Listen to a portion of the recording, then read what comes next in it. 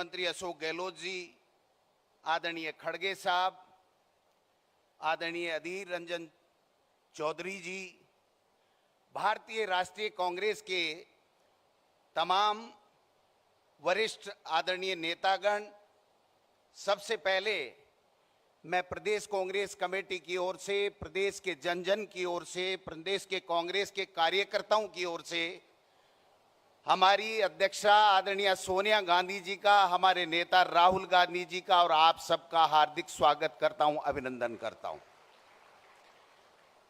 हमारा सौभाग्य है कि सोनिया गांधी जी और राहुल गांधी जी ने पहले मोदी सरकार के खिलाफ महंगाई हटाओ की जो रैली, राष्ट्रीय रैली थी, उसकी मेजबानी का मौका दिया। आज हमारे लिए ऐतिहासिक दिन है। हम सबका सौभाग्य है कि राजस्थान में भारतीय राष्ट्रीय कांग्रेस का ये नव संकल्प शिविर आयोजन करने की अनुमति देकर के हमें अनुग्रहित किया है। मैं इनके लिए आदरणीय सोनिया गांधी जी का, राहुल गांधी जी का और तमाम कांग्रेस आला कमान का हार्दिक स्वागत करता हूं, धन्यवाद देना चाहता हूं। ये जो मेवाड़ की धरती है, ये संघर्ष, त्याग, तपस्या और बलिदान की धरती है। इसके ऊपर उदयपुर में झीलों की नगरी में आप सब पधारे, ये हमारा सौभाग्य है। कांग्रेस का इतिहास भी त्याग, तपस्या, संघर्ष और बलिदान का रहा है, मैं समझता हूं।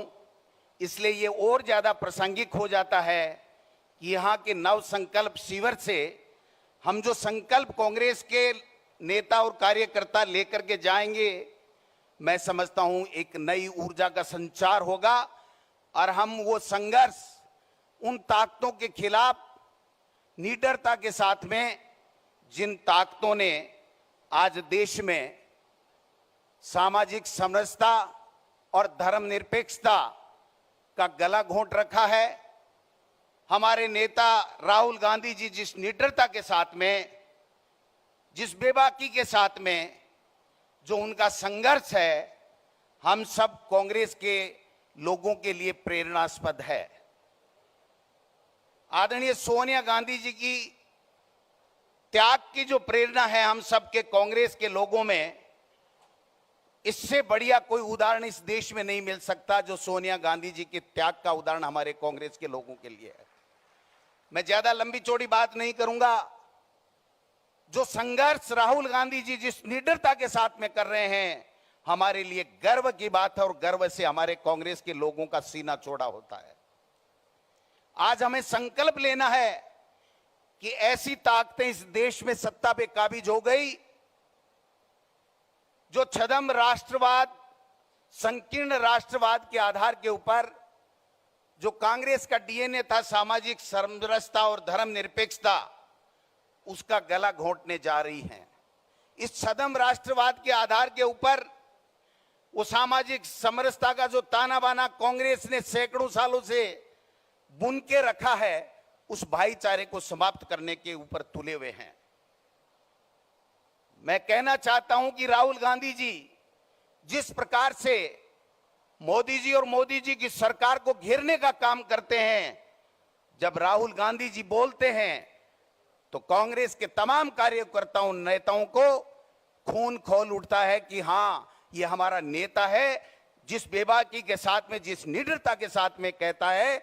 मैं समझता हूं ये जो लोकतंत्र की हत्या करने के लिए जो धर्म के आधार के ऊपर बांटने वाला तेजाब हमारे राष्ट्र की बुनियाद के अंदर जो डाल रहे हैं, उनसे सावधान रहने की जरूरत है। एक नया संकल्प लेने की आवश्यकता है। मैं राहुल गांधी जी इतना ही कह सकता हूं, कांग्रेस पार्टी राजस्थान में सोनिया गांधी जी और आपके नेतृत्व में एकजुट है। 2023 में आपके आशीर्वाद से कांग्रेस की सरकार बनी। कांग्रेस के कार्यकर्ताओं का खून और पसीना इस राजस्थान की सरकार बनाने में आपके नेतृत्व में बहा था। मैं पुनः विश्वास दिलाना चाहता हूं इस मेवाड़ की धरती के ऊपर, राजस्थान की वीरों और संतों की भूमि के ऊपर, कि आपके नेतृत्व में हम ईंट से ईंट बजा देंगे, लेकिन इन फासिस्ट प्रवृत्ति के लोगों से न कभी झुकेंगे न कभी डरेंगे। हम उस कांग्रेस के सिपाही हैं जिसने हमेशा स्वाभिमान की लड़ी है। हम उस कांग्रेस के सिपाही हैं जिसने इंदिरा गांधी जी और राजीव गांधी जी का बलिदान इस देश को एक और अखंड रखने के लिए दिया है। मैं समझता हूं ये नया संकल्प हम सब के लिए, आज ये पूरी राष्ट्र की कांग्रेस एक है आप सबके नेतृत्व में, सोनिया गांधी जी और राहुल गांधी जी, हम सब संकल्प लेते हैं कि यहां से जो नया संचार इस कांग्रेस में होगा, ईंट से ईंट बजा देंगे। इन लोगों से चाहे कितना ईडी सीबीआई कर लें, डरने वाले नहीं है, घबराने वाले नहीं है। आपके नेतृत्व में 2024 में हम इस मोदी सरकार का सुपड़ा साफ करके रहेंगे और यूपीए सरकार का कब्जा करेंगे। बहुत बहुत धन्यवाद। कोई कमी रह गई हो तो माफ करना। हम नए नए लोग हैं, माननीय मुख्यमंत्री जी का आशीर्वाद और इनका अनुभव है जिसके कारण से हम सब ये संभव कर पाए हैं। इसलिए थोड़ा सा अगर कोई कमी रह गई हो तो मैं राजस्थानी में कहूं, माने माफ कर जो अगर कोई कमी रह गई है तो। बहुत बहुत धन्यवाद। जय हिंद, जय भारत। मैं अनुरोध करूंगा, रघुवीर मीना जी कांग्रेस कार्य कमेटी के सदस्य हैं, प्रियंका गांधी जी का रघुवीर मीना जी स्वागत करेंगे।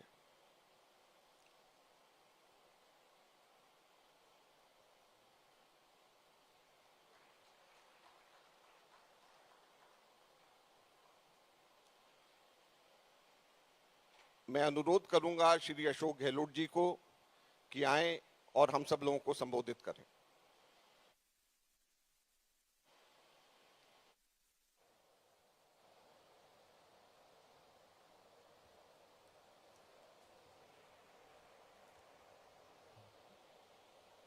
परम श्रद्धेय सोनिया गांधी जी, हमारे नेता आदरणीय राहुल गांधी जी, मल्लिकार्जुन खड़गे साहब, प्रियंका गांधी जी, अधीर रंजन चौधरी जी, हमारे प्रदेश के प्रभारी अजय माकन जी, वेणुगोपाल जी, छत्तीसगढ़ के मुख्यमंत्री भूपेश बघेल जी, प्रदेश कांग्रेस कमेटी का अध्यक्ष गोविंद दत्ता जी, यहाँ पधारे हुए तमाम CWC के माननीय सदस्यगण, पूर्व मुख्यमंत्रीगण, पूर्व केंद्रीय मंत्रीगण, पूर्व प्रदेश के अध्यक्षगण, AIC के तमाम पदाधिकारीगण, सभी लीडर्स, प्रदेश अध्यक्षगण, अग्रिम संगठनों के तमाम हमारे साथीगण, मेरे प्यारे युवा साथियों, भाइयों और बहनों, नौजवान साथियों, मैं सबसे पहले आप सबका अपनी ओर से, प्रदेश वासियों की ओर से हार्दिक स्वागत करता हूँ। जैसा अध्यक्ष जी ने कहा, हमारे लिए सौभाग्य की बात है कि सोनिया गांधी जी ने और राहुल जी ने इस शिविर का स्थान चुना, राजस्थान उदयपुर।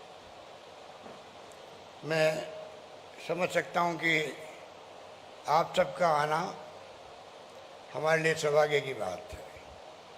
जो चेहरे नज़र आ रहे हैं नए पुराने, उससे हम सब गौरव का अनुभव कर रहे हैं। एक नई शुरुआत देश की राजनीति होने जा रही है। ऐसे वक्त में जब कोई नहीं जानता कि देश किस दिशा में जा रहा है और किस दिशा में जाएगा, जहाँ संविधान की धज्जियाँ उड़ रही हो, लोकतंत्र खतरे में हो, जुडिशरी दबाव में हो, CBI इनकम टैक्स ED का दुरुपयोग हो रहा हो, क्या नहीं हो रहा है, कोई सुनने वाला नहीं, कोई समझने वाला नहीं, किसी को आवाम से भय भी नहीं है। हमारे वक्त में हर वक्त कांग्रेस के नेतृत्व लोग क्या कहेंगे, उसके आधार पर लोकतंत्र की भावनाओं की कदर करते फैसले करते थे। कई मुख्यमंत्री होंगे, कई केंद्रीय मंत्री के इस्तीफे हो गए। इनके लिए कोई मायने नहीं रखता है लोकतंत्र। कुछ भी आरोप लगा दीजिए, कितनी संघर्ष कर रही जनता, इनको परवाह नहीं है। ऐसे फासिस्टी लोग धर्म के नाम पे काबिल हो गए देश के अंदर, जो आसान काम है। विचारधारा की लड़ाई अलग है, पर धर्म जाति ऐसी चीज है कि आप भड़का सकते हो, दंगे भी, हिंसा कर सकते हो रहा है देश के अंदर। राजस्थान तो टारगेट नंबर 1 अब, जहाँ जहाँ चुनाव आते हैं वहाँ वहाँ ये टारगेट बना लेते हैं। दंगों का, सीबीआई, इनकम टैक्स, ईडी के छापों का आप देख रहे हो। इनके लोग दूध के धुले हुए हैं, कहीं छापा नहीं पड़ेगा इनकम टैक्स का, ईडी का, सीबीआई का। कितने लोग जेलों में बंद है कोई सोच नहीं सकता, हमें मालूम ही नहीं है। जिग्नेश मेवानी एक एमएलए 2500 किलोमीटर ले आ करके उनको आप कैद कर दो, बेल हो तो वापस उसके ऊपर आरोप लगा के वापस जेल भेज दो। ये अपना में उदाहरण है एक। बाकी ऐसी घटना कितनी हो रही है साहित्यकारों के ऊपर, पत्रकारों पर, लेखकों पर, कोई सोच नहीं सकता है। आर्टिकल लिखते लिखते थक गए हैं कई साहित्यकार, लेखक। तो ये हालात बन गए। तनाव का माहौल है, हिंसा का माहौल है देश के अंदर। सोनिया गांधी जी सहित 13 विपक्षी पार्टियों ने अपील करी प्रधानमंत्री से, आप प्रधानमंत्री हो, देश में तनाव है, शांति का माहौल है, आप अपील कीजिए शांति की। वो नैतिक साथ नहीं जुटा पा रहे हैं। नैतिक साथ है ही नहीं तो क्या जुटाएंगे। इन हालातों में देश चल रहा है। इसलिए मैं इस मौके पर, ये बहुत मुबारक मौका हमारे लिए इसलिए है, 3 दिन तक हम लोग तमाम वरिष्ठ लोग बैठे अपने अनुभव का लाभ देंगे। नौजवान पीढ़ी के लोग आए हैं, वो अपने फ्यूचर को देख करके कांग्रेस की नीतियाँ, उसके कार्यक्रमों के सिद्धांत जो महात्मा गांधी, पंडित नेहरू, सरदार पटेल, मौलाना अबुल कलाम आज़ाद के वक्त के हैं, अमेरिका के वक्त का संविधान है, दुनिया लोहा मानती है। आज देश कहाँ के कहाँ पहुँच गया आज़ादी के बाद में 70 साल के अंदर। इनको शर्म ही नहीं आती कहते हुए कांग्रेस ने 70 साल में क्या किया। इतनी बेशर्मी से बोलते हैं, पूरा देश सुन रहा है। कांग्रेस मुक्त भारत में ला देंगे। मैं कई बार कहता हूँ कांग्रेस मुक्त तो कभी होगी नहीं। कांग्रेस का इतिहास, उसके कार्यक्रमों के सिद्धांत देश के डीएनए की तरह है। सोनिया गांधी के नेतृत्व में जिस रूप में हमने देखा है यूपीए गवर्नमेंट को ऐतिहासिक फैसले किए उन्होंने भी।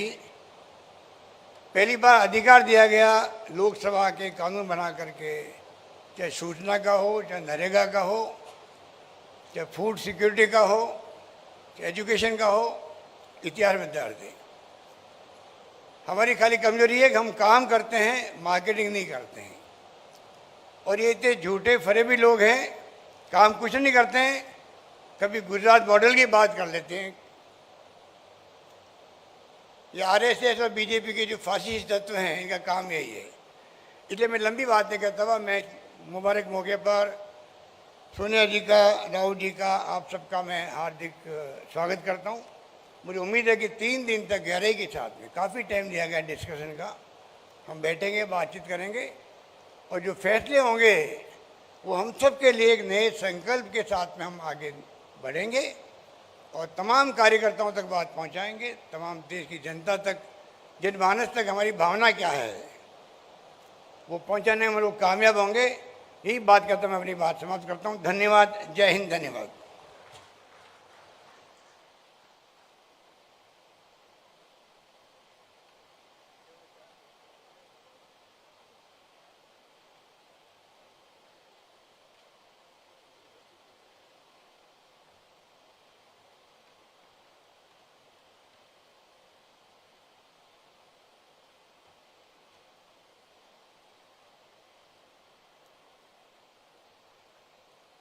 साथियों, इससे पहले कि मैं कांग्रेस अध्यक्षा को यहां पर आमंत्रित करूं, 3-4 छोटी छोटी हाउसकीपिंग अनाउंसमेंट्स यहां पे करना है।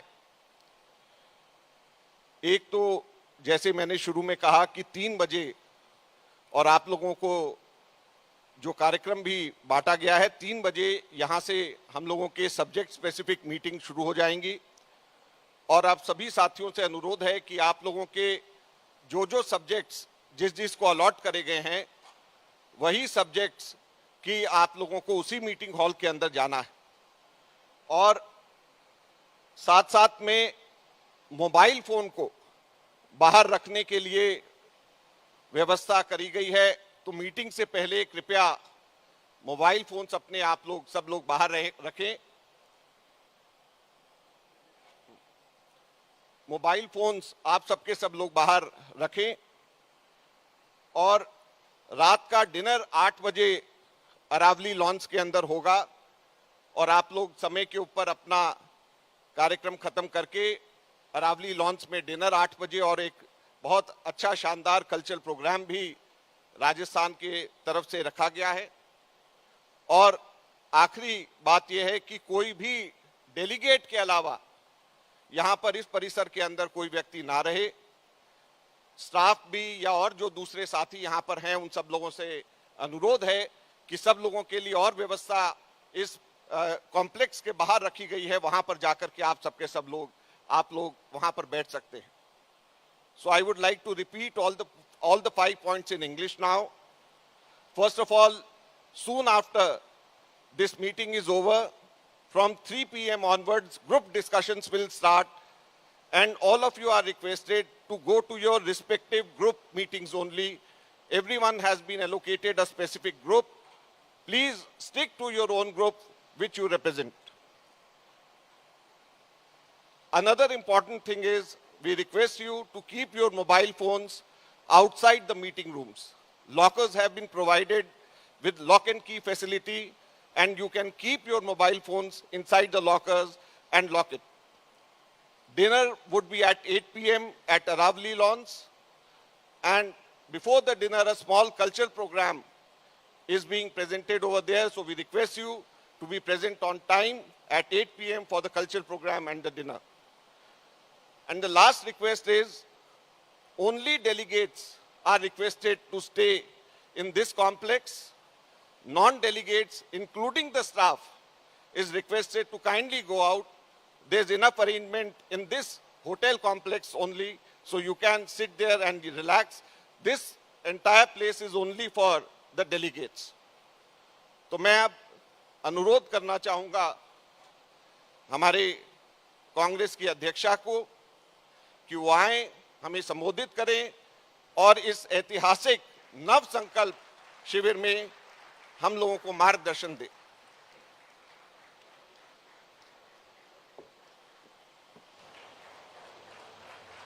सबसे अनुरोध है जोरदार तालियां बजा करके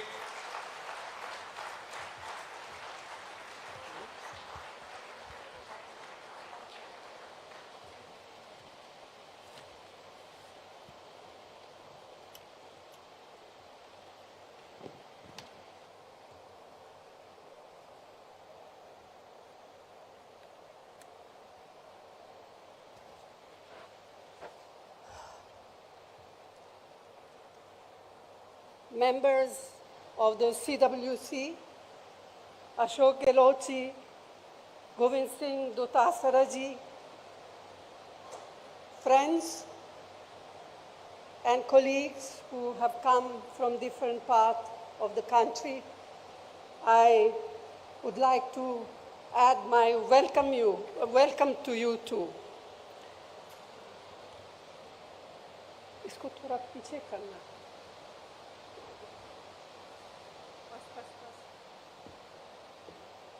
Our Chintan Shivir in this historic city with such a glorious heritage has as its theme Nav Sankalp. It gives us an opportunity to discuss amongst ourselves the numerous challenges that the country is facing as a result of the policies of the BJP and of the RSS and its affiliates. It is also an occasion to deliberate on the many tasks ahead of us.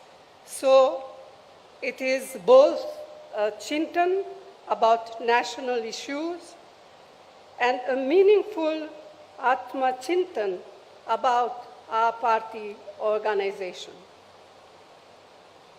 I am well aware that many of our colleagues wanted to be here with us, but we had to limit participation for a variety of reasons. But I'm sure they will understand.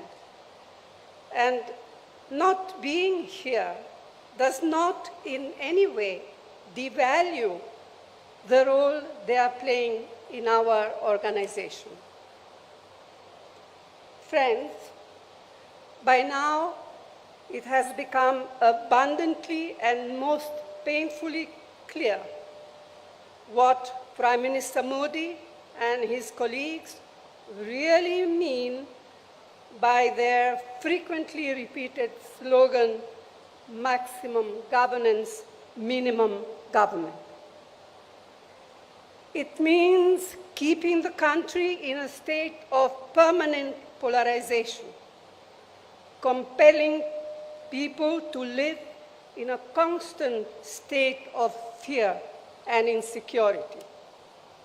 It means viciously targeting, victimizing, and often brutalizing minorities who are an integral part of our society and are equal citizens of our republic. It means using our society's age-old pluralities to divide us and subverting the carefully nurtured idea of unity in diversity.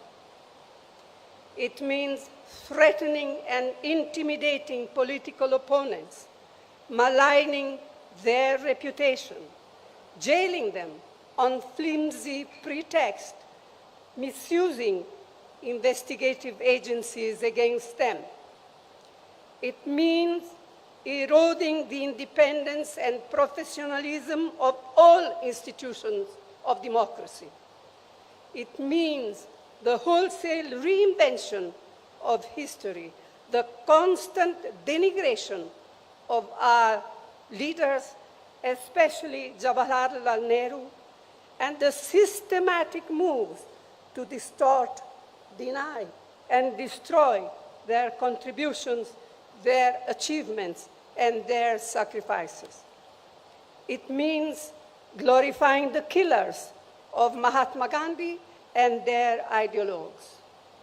It means the blatant undermining of the principles and provisions of our nation's constitution, of its pillars of justice, liberty, equality, fraternity, and secularism.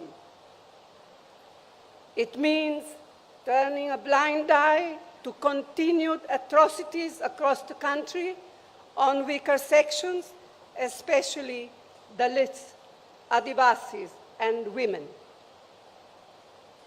It means using fear to make the bureaucracy, to make corporate India, to make civil society, and sections of the media fall in line.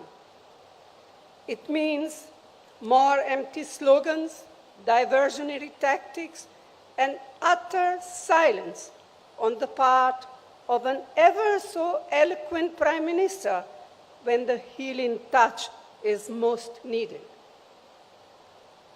It is not just the undermining of our long-cherished values embodied in the Constitution that are now at grave risk.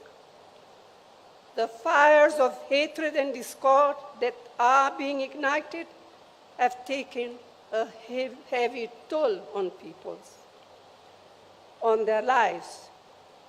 This is having serious social consequences, much more serious than we can even imagine.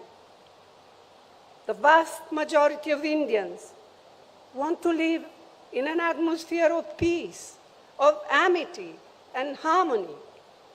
The BJP, its cohorts and surrogates, want to keep people in a state of perpetual frenzy and conflict. They constantly provoke, instigate, and inflame. We have to combat this growing virus or divisiveness that is being maliciously and mischievously spread. This we must do at all costs.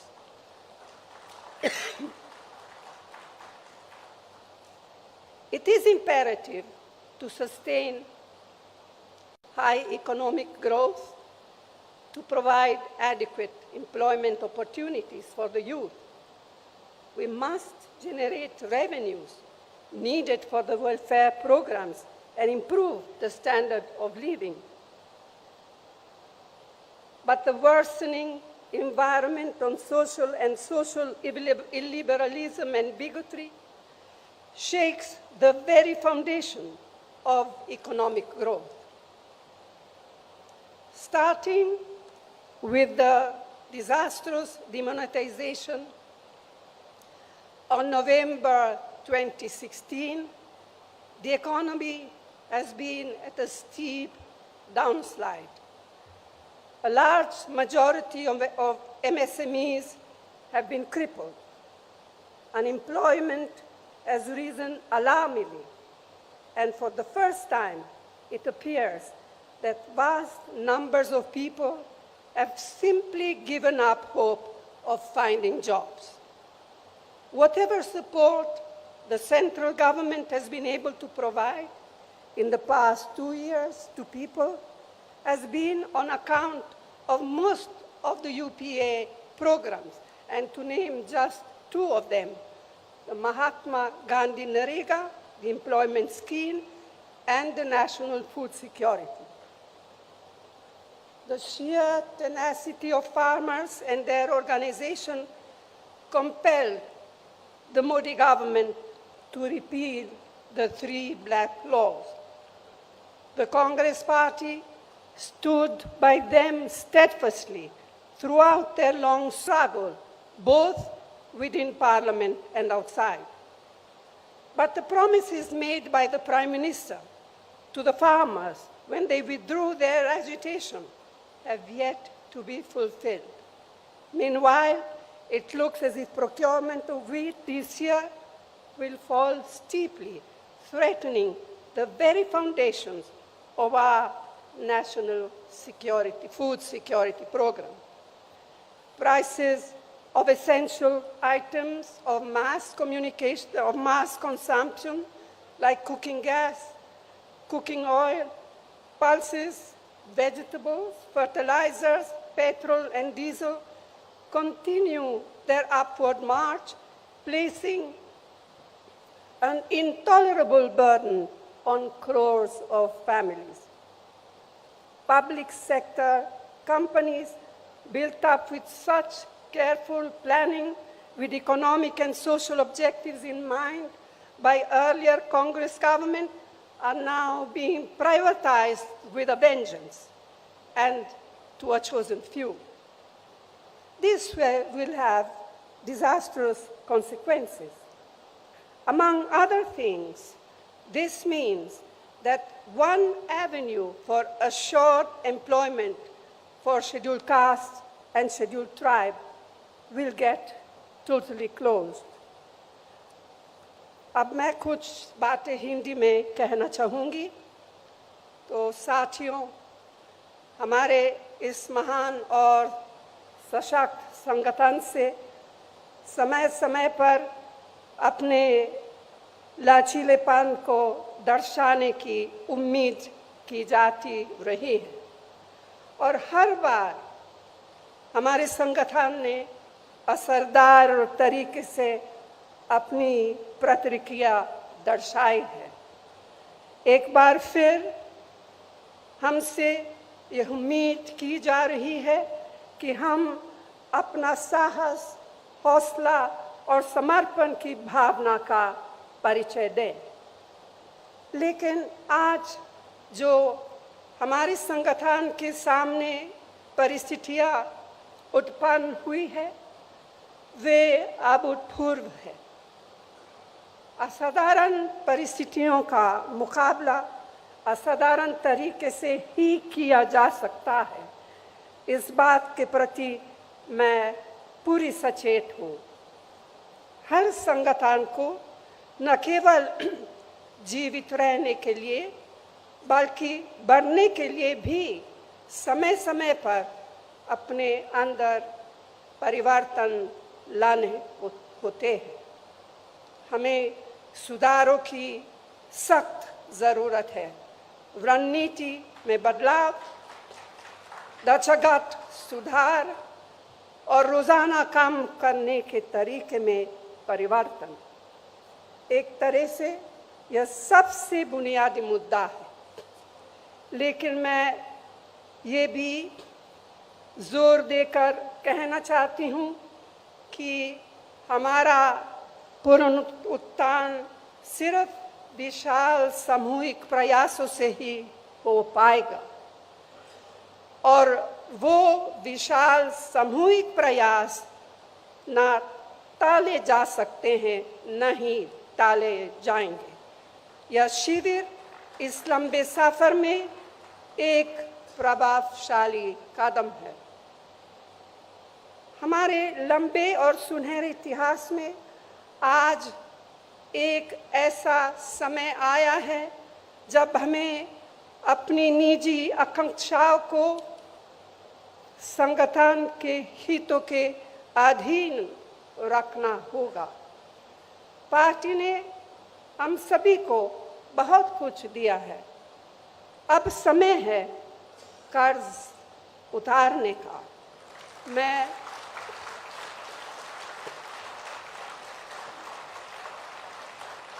मैं समझती हूँ इससे आवश्यक और कुछ नहीं। तो साथियों, मैं आप सबसे आग्रह करती हूँ कि अपने विचार खोलकर रखें,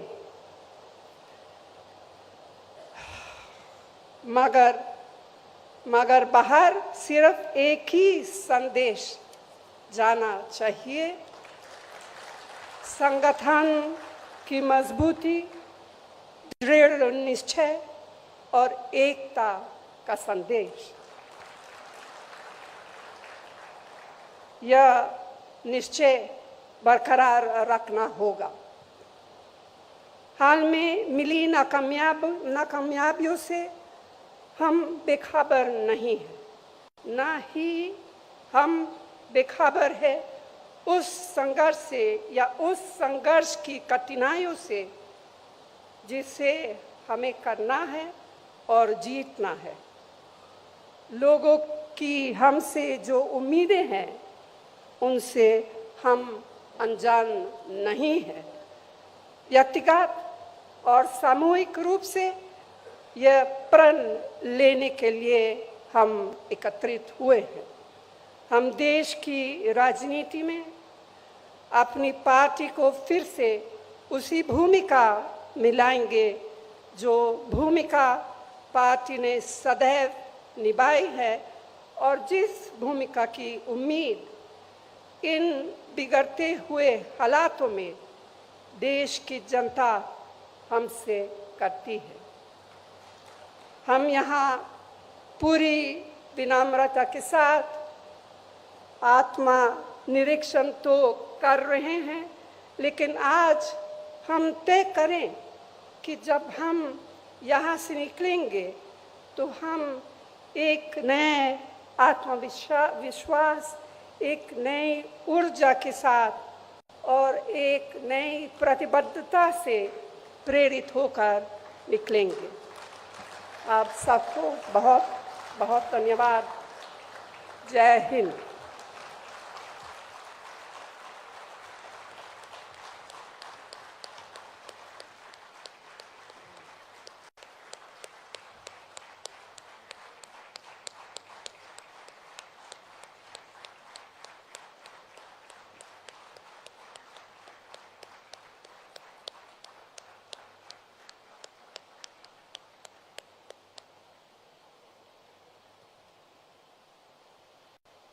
कांग्रेस अध्यक्षा के इस प्रेरणादायक उद्बोधन और मार्गदर्शन के लिए हम सब लोग इनका धन्यवाद करते हैं, और हम लोगों को पूरी आशा है कि इस नव संकल्प शिविर से ही हम लोगों का आगे का रास्ता शुरू होगा। मैं अब आप सब लोगों से अनुरोध करता हूं कि कृपया अपने अपने सब्जेक्ट मैटर के रूम्स में आप सबके सब लोग प्रस्थान करें और वहां पर हम लोगों का चिंतन अब शुरू होगा। धन्यवाद।